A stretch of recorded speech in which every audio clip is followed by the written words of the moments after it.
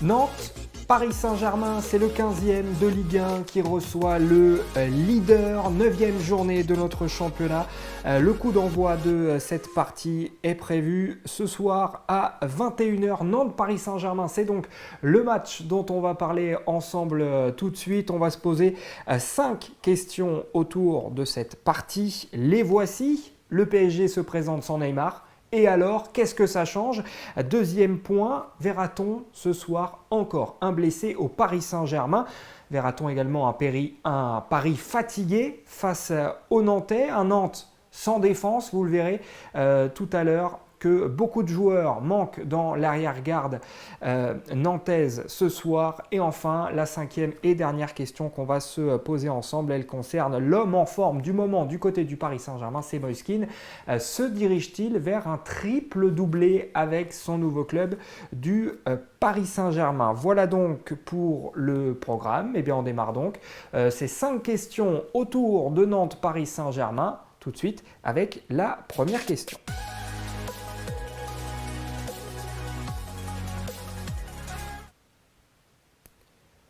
Le PSG se présente donc sans Neymar ce soir du côté du stade de la Beaujoire et c'est donc la première question que l'on va se poser ensemble. Qu'est-ce que ça change? Quelle solution a Thomas Tuchel? On va en parler évidemment. Je rappelle quand même que Neymar est absent parce qu'il est blessé à une cuisse. Il était sorti lors du dernier match de Ligue des Champions du Paris Saint-Germain sur la pelouse de l'Istanbul Başakşehir. C'était en première période. Neymar qui était donc sorti blessé de cette partie. On a d'abord cru du côté du Paris Saint-Germain que ce ne serait là qu'une blessure superficielle. Eh bien non, c'est plus que ça. Un IRM l'a confirmé donc pour l'ancien Barcelonais. Il sera absent des terrains pendant plusieurs semaines. Le Brésilien de 28 ans. Cette information donc de l'absence pendant plusieurs semaines de Neymar a été confirmée hier en conférence de presse par l'entraîneur du Paris Saint-Germain, Thomas Tuchel. L'info est bien que Neymar ne reviendra avec nous qu'après la trêve internationale. Voilà donc pour la déclaration de Thomas Tuchel. Ce qui signifie concrètement que Neymar pourrait revenir jouer avec le Paris Saint-Germain lors d'un déplacement le 20 novembre à Monaco. Il ne sera pas là donc ce soir face à Nantes, face à Leipzig lors du déplacement de Ligue des Champions. Il ne sera pas là également face à Rennes, le numéro 10 du Paris Saint-Germain. Il manquera également eh bien, le stage et les 2 matchs qui étaient prévus avec sa sélection, le Brésil, à partir de la trêve internationale donc, qui démarre le 9 octobre. La question maintenant évidemment pour Thomas Tuchel pour ce soir, c'est qui pour remplacer Neymar dans le 4-3-3, dans ces 3 joueurs offensifs? La solution, elle devrait se trouver avec cet homme, Pablo Sarabia, l'Espagnol de 28 ans, lui qui était le super remplaçant du Paris Saint-Germain la saison passée avec 14 buts et 8 passes décisives, est un petit peu plus en difficulté pour rester gentil depuis la fin du premier confinement. L'Espagnol a donc la possibilité, pourquoi pas, de se relancer dès ce soir avec l'absence de Neymar donc sur le front de l'attaque du Paris Saint-Germain. Cette absence de Neymar nous amène tout droit à notre deuxième question. La voici.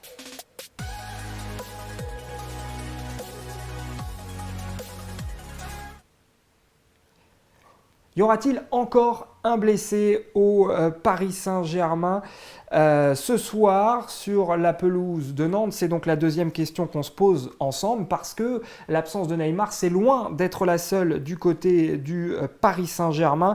On a également Di Maria qui est suspendu et du côté des blessés, on a Juan Bernat, Julian Draxler, Marco Verratti, Leandro Paredes et Mauro Icardi.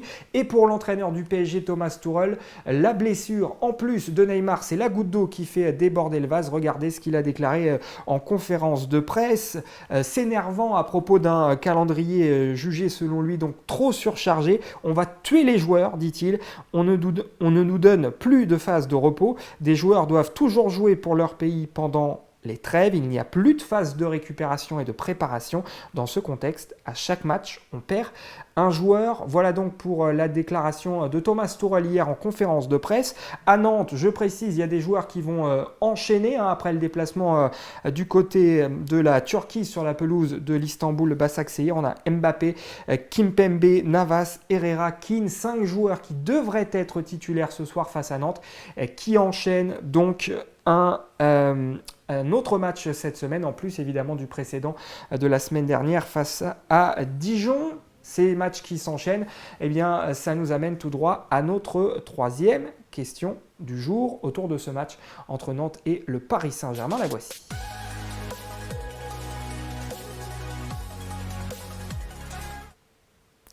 Alors va-t-on voir un Paris fatigué sur la pelouse du stade de la Beaujoire? C'est donc notre troisième question. On a donc ces 5 joueurs qui enchaînent après le déplacement à Istanbul en Ligue des Champions mercredi. Mais l'entraîneur Thomas Tuchel a décidé de faire des choix pour son déplacement à Nantes. Des choix qui vont surtout concerner la base arrière de son effectif. Thomas Tuchel a choisi de mettre sur le banc Marquinhos, son capitaine brésilien qui avait évolué au milieu de terrain lors des précédentes rencontres. Danilo Pereira, lui aussi, devrait souffler. La recrue portugaise qui était présente également du côté d'Istanbul. Kurzawa également, le latéral gauche, devrait prendre place sur le banc de touche au coup d'envoi.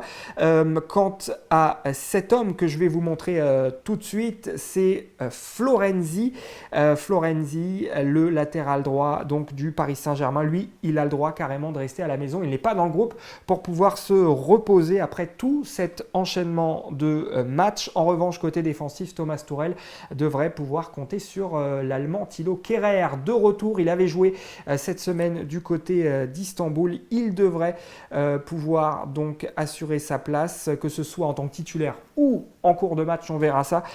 Donc ce soir, ce qui est sûr, c'est qu'il va y avoir du turnover du côté de la défense parisienne, mais en réalité, la défense qui pose beaucoup plus de questions, d'interrogations ce soir, c'est surtout la défense adverse, la défense du FC Nantes. On va en parler tout de suite.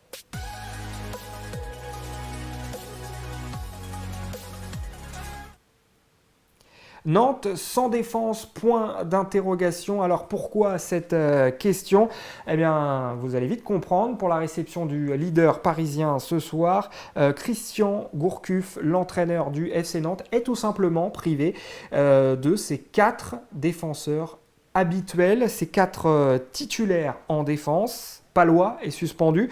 Corchia, Girotto et Fabio sont absents pour cause de Covid. Résultat, l'entraîneur que vous voyez à l'image, Christian Gourcuff, devrait aligner une défense expérimentale pour affronter le dernier finaliste de la Ligue des Champions. Bref, une défense qu'il va falloir surveiller de très près, mais les hommes de Gourcuff peuvent peut-être contrebalancer ces absences en défense par un surplus de fraîcheur, en tout cas par rapport au Paris Saint-Germain. On rappelle que les hommes de Gourcuff n'ont plus joué depuis le 18 octobre en championnat et leur victoire face à Brest 3-1. Ils devaient jouer la semaine dernière, mais le match contre Lens avait été reporté pour cause de Covid. Est-ce que cette fraîcheur de l'effectif nantais va permettre de résister au Paris Saint-Germain? C'est évidemment l'un des enjeux de la partie. On verra ça donc à partir de 21h.